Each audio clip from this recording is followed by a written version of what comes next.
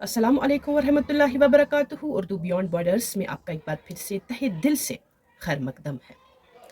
गुज़िश्ता सबक ने हमें पढ़ा था कि इल्म हिज्जा जो है ये कई बाबों पर मुश्तमिल है, कई अबवाब पर मुश्तमिल है। कुछ अबवाब जो है इस ताल्लुक़ से हमने पढ़े हैं जो हमारे गुज़िश्ता असबाक है, और कुछ असबाक ऐसे हैं जिनको अभी हमें पढ़ने की ज़रूरत है, जिनमें है ख़ास तौर पर हिज्जे की अक़साम या हिज्जे की बुनियादी अक़साम और अल्फाज की हिज्जा बंदी। ये दोनों टॉपिक्स एक दूसरे के साथ इंटर रिलेटेड है, एक दूसरे के साथ वाबस्ता है। तो आज हम इनका गहराई से मुताला करेंगे कि हिज्जे की बुनियादी अक़साम क्या है, हिज्जे की बुनियादी किस्में क्या है, ठीक है ना। लेकिन सबसे पहले हम समझेंगे कि हिज्जा क्या है, हिज्जा के माने क्या है।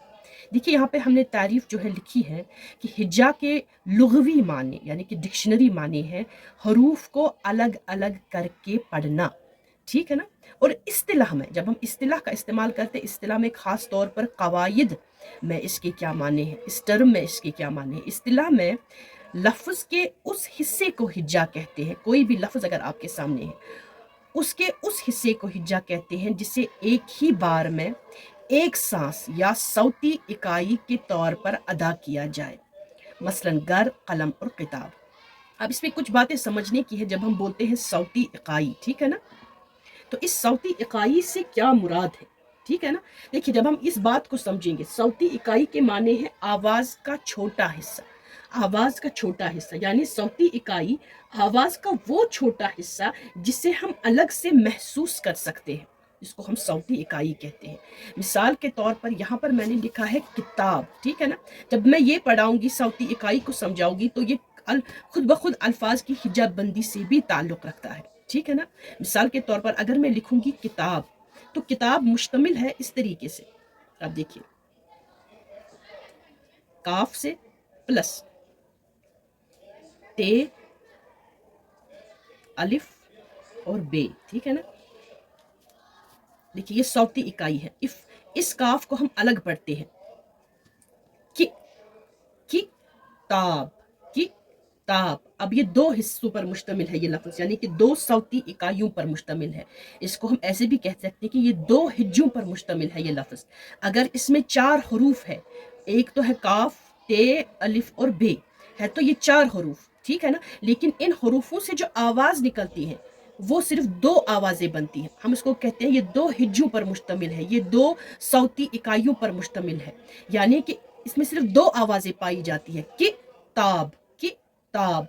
जब हम इस तरीके से कहते हैं किताब, गो मतलब ये दो हिज्जों पर मुश्तमिल है, ये दो सौती इकाइयों पर मुश्तमिल है, या मैं कहूँगी कि ये दो आवाज़ों पर मुश्तमिल है, जिनमें से हर आवाज़ जो है अलग से महसूस की जाती है। देखिए कि एक अलग आवाज़ बनती है, ताब दूसरी आवाज़ बनती है, यानी कि जो एक ही सांस में आपके मुंह से निकले ताब, और कि एक अलग सौती इकाई है, ठीक है ना। तो इसको हम कहते हैं, इस तरीके से हम किसी भी लफ्ज़ को सही तरीके से पढ़ सकते हैं। सही तरीके से अगर किसी लफ्ज़ का तलफ़्फ़ुज़ अगर हमें जानना है या उसको पहचानना है या अदा करना है, तो बहुत ज़रूरी है कि हम इन सौती इकाइयों को समझें, ठीक है ना। मिसाल के तौर पर मेरे पास दूसरा लफ्ज़ है यहाँ पे, ऐसे कलम। अगर हम देखेंगे का, एक तो कौफ बनता है और प्लस लाम मीम लम बनता है, ये भी दो सौती इकाइयों पर मुश्तमिल है, का लम, की ताब। गो ये दो दो सौती इकाइयों पर मुश्तमिल लफ्ज़ है, ठीक है ना। तो इसको हम सौती इकाई कहते हैं। जैसे कि कलम में तीन हरूफ है, हरूफ तीन है, लिखने में तो तीन है, लेकिन पढ़ने में आवाज़ें सिर्फ दो है, का लम, की ताब। इसको हम बोलते हैं हिज्जे करना। अब ये दो हिज्जों पर मुश्तमिल है, और ये भी लफ्ज़ दो हिज्जों पर मुश्तमिल है। इसकी हम बाज़ाब्ता एक फहरिस्त भी बनाएंगे, ताकि आप मुकम्मल तौर पर इन हिज्जों को समझ सके कि किस तरीके से ये सौती इकाइयाँ जो हैं सामने आ जाती हैं, ठीक है ना। अब यहाँ पे मैंने कहा कि हिज्जा के माने असल में क्या है, कि एक ही बार में एक सांस में एक सौती इकाई जब आपके मुंह से अदा हो, उसको हम हिज्जा कहते हैं। जैसे कि एक सांस में आपने निकला कि, दूसरी सांस में ताब, अब ये दो हिज्जे बन गए, तो दो सौती इकाइयाँ एक लफ्ज़ में हमारे सामने आ गई, ठीक है ना। चूँकि हम इसकी अक़साम पढ़ रहे हैं, हिज्जे की बुनियादी अक़साम क्या है, तो हिज्जे एक तो इसका एक किस्म है हिज्जाए मुख्तसर या कोताह भी इसको कहते हैं, और इंग्लिश में हम इसको कहते हैं शॉर्ट सैलेबल, ठीक है ना, शॉर्ट सैलेबल यानी कि छोटी सौती इकाई, छोटी सबसे छोटी आवाज़ क्या है उसको हम बोलते हैं सैलेबल, ठीक है ना। मिसाल के तौर पर यहाँ पर मैं अगर लिखूंगी इस तरीके से,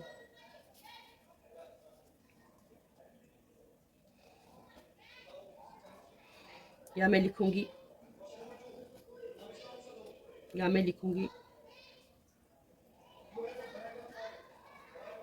तो ये सबसे छोटी इकाई है। ये जब इस तरीके की आवाज़ जब निकलती है तो ये सबसे छोटी इकाई जो है मानी जाती है, ठीक है ना।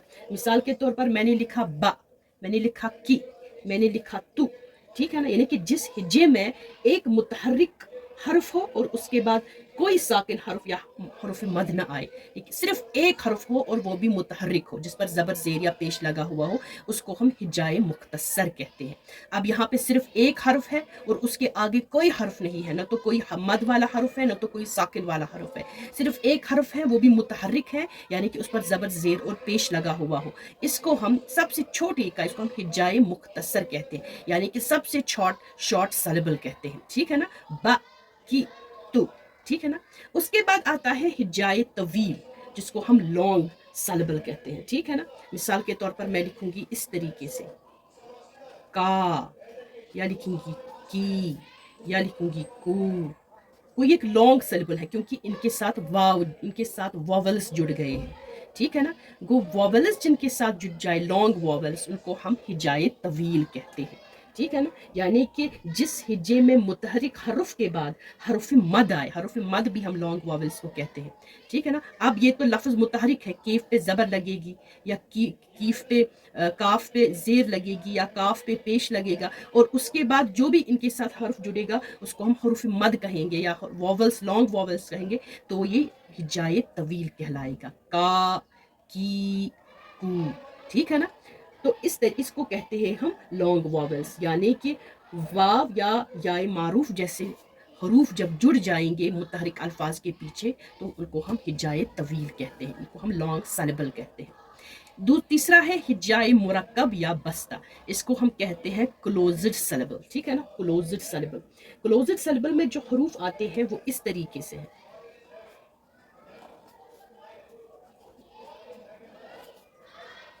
यानी कि मुतहरिक हर्फ के बाद जो भी हर्फ जुड़ेगा वो तो कॉन्सोनेंट वाला हर्फ होगा, ठीक है ना, यानी कि मुसम्मते वाले हर्फ होगा, मसूते वाले हर्फ नहीं होगा, वॉवल्स नहीं जुड़ेंगे।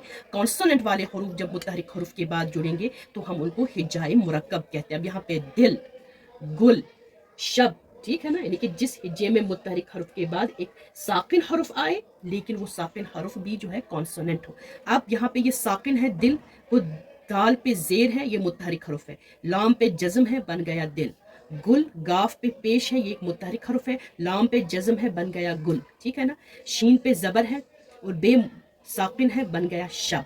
तो इनको हम बोलते हैं हिजाए मुरक्कब बस्ता, यानी कि क्लोज्ड सैलेबल। तो ये हिज्जा की अकसाम में शामिल है। हिज्जा के आमतौर पर 3 अकसाम है, हिज्जाए मुख्तसर या कोता शॉर्ट सैलेबल, जो बिल्कुल एक हर्फ पर मुश्तमिल हो और उसके पीछे कोई और हर्फ साकिन या मुतहरिक या मद वाला जुड़ा ना हो, ठीक है ना। बा की इता हिजाए तवील लॉन्ग सैलेबल हो, यानी कि जिसके आखिर में जो है वो हरूफ जुड़े हैं जिनको हम हरूफ मद कहते हैं, का, की, कू, ठीक है ना, लॉन्ग सैलेबल जिसको हम कहते हैं।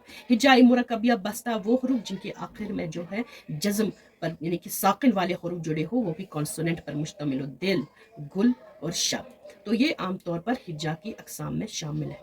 तो मैंने आपको हिज्जा के लुग़वी माने भी बताए क्या रहे हैं, ठीक है ना, कि इसको अलग अलग करके पढ़ना के माने हैं, और कवायद में और कवायद की टर्मिनोलॉजी में इसके ख़ास माने ये है कि लफ्ज़ के उस हिस्से को हिज्जा कहना जिसे एक ही बार में एक सांस या सौती इकाई के तौर पर अदा किया जाए। जैसे कि यहाँ मैंने मिसाल दिलाया, एक सांस में कि और दूसरी सांस में ताब, तो ये 2 सौती इकाइयाँ बन गई, ठीक है ना। इस तरीके से हम किसी भी लफ्ज़ को सही तरीके से अदा कर सकते हैं।